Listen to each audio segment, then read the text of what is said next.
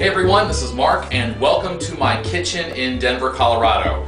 I'm going to be here working with the Denver Center Theater Company on the production of Reckless from now until Christmas. And until then, this is my kitchen. Isn't it spacious?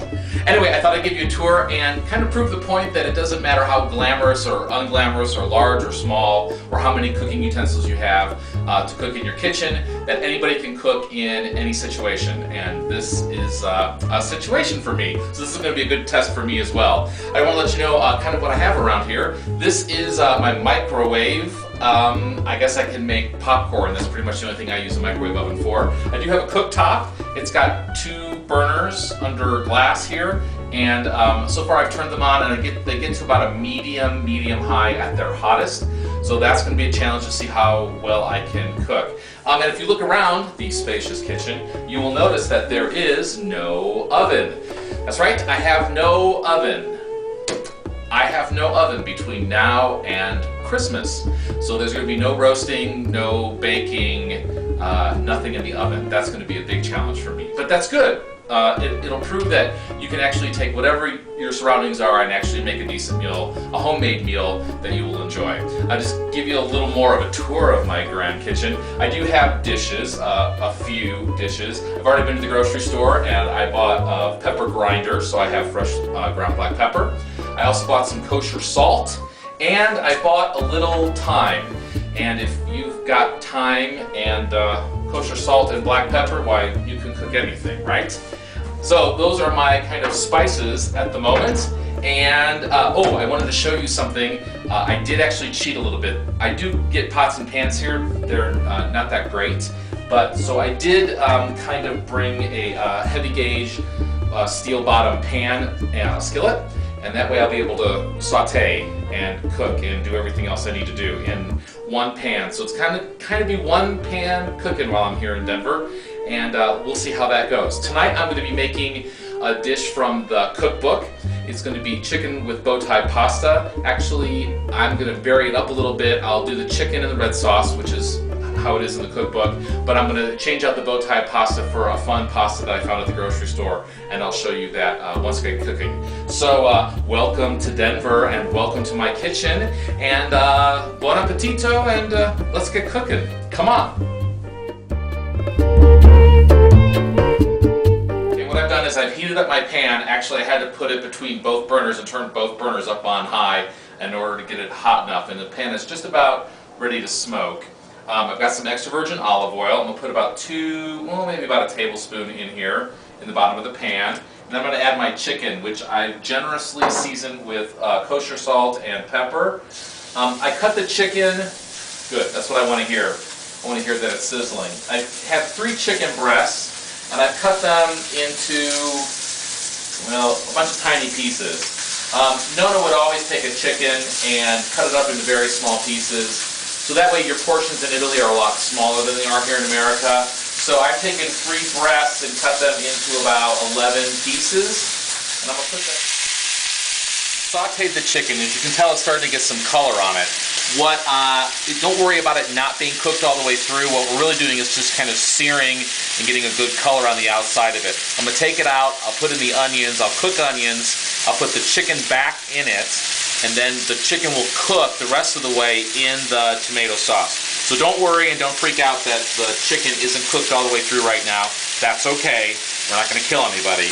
We're just trying to get a color on the top of it.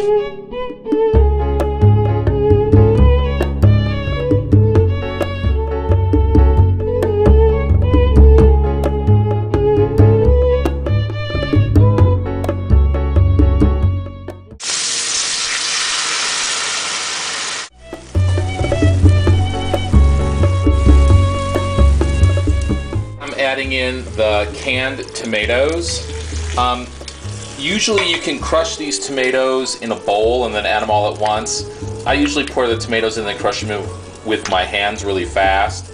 Now, some of you may think it's kind of crazy to put your hand in a hot pot. Actually, the tomatoes are, room temperature, so when they first go in, it's pretty easy to crush them with your hands because they don't heat up immediately. Obviously, you don't want to pour them in, turn around and walk away, and and come back 3 minutes later. To be safe, I would dump this can of tomatoes into a bowl and crush them all with your hand first, and then dump those crushed tomatoes into the pot. The tomatoes have cooked down a little bit, and now I'm going to add the chicken pieces in. I'm going to stir them around a little bit. We're going to cover it, and then we'll let it cook until the chicken is done. Here we go. So actually there's 9 pieces of chicken, not 11 as I said earlier. And I'm just going to nestle these breast pieces down into the sauce as it's cooking. Of course, any of the residual juice that's been on the plate from the chicken, I'm going to pour in that as well. You might as well put all that flavor into the pot. So there we go. That's the chicken. There's the residual juice. We'll kind of turn these over a little bit, stir them around as they kind of get them coated a little bit here. Uh-oh, there you go. It means we're really cooking, you can hear it. And we'll put the lid on. Oh, and besides, I don't have a lid that fits, so this one's just kind of nestle on top of the chicken.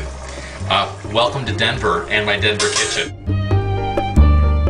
While the sauce simmers and reduces so it's a little thicker and the chicken browns, it gets cooking, put that lid back on there. I wanted to show you the pasta. I found campanelle, which means little bells, and it's a great, wonderful little pasta that is cut. Let's see if you can see that.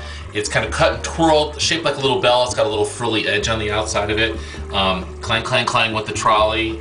Ding dong, the witch is dead. Anyway, that's a fun little shape, campanelle, and I thought it was something fun, and you don't see very often. So we'll let this cook. Once this gets done, it's been cooking now for about, let's see, about 10 minutes. I'll probably let it go another 15 minutes and then check the chicken, and then I'll get the water boiling and we'll start the pasta. The water is boiling. Well, not really. It's kind of at a hard simmer. These burners just don't get hot enough. I think that's going to be a problem. The water is actually hot enough for me to be able to cook the pasta. I would like it to be boiling more, but it's all right. So when you cook pasta, what you want to do is add a good amount of salt to the water. You want the pasta water to be kind of like seawater. This is your one time to flavor the pasta. So I usually put in, I don't know, maybe about 2 tablespoons into the water. I put that in right before I want to put the pasta in. I'm only cooking half a box of pasta because it's just me. I didn't make quite enough sauce for, you know, a ton of people. I made just enough sauce for me. So I'm using half a box of pasta, and we'll let that cook until it's done. Okay, the pasta is cooked and I drained it. I did not rinse it. I've had so many people recently ask me if you should rinse off pasta, and the answer is no, you should not. The starch on the pasta is what you want. It helps grab the sauce and hold it to the pasta, so you don't want to rinse that off. You actually want to let the pasta be starchy. So what I've done is I've added the pasta here to the sauce. This is very Italian. In Italy, you don't find a plate of pasta with sauce put on top of it. You actually put the pasta into the pan of sauce and cook it for a little bit so that the sauce adheres to the pasta. You want that pasta while it's warm and hot to absorb the hot cooking sauce. So I'm going to stir this and let it cook for maybe a minute, just to let it grab all of the sauce, or the little bells, and then I'll plate it up and we'll serve it. My meal is finished. It took me about 35 minutes to boil the water before I could cook the pasta, so I'm going to have to try and figure out how to work that out here in my Denver kitchen.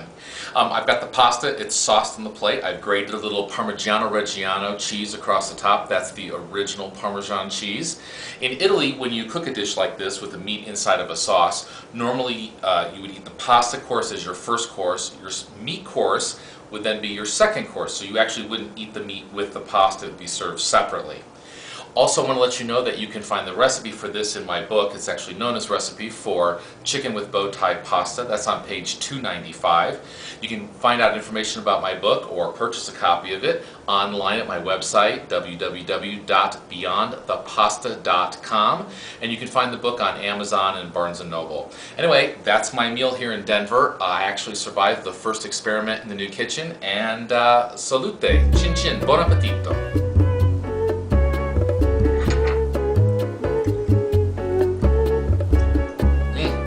That's good.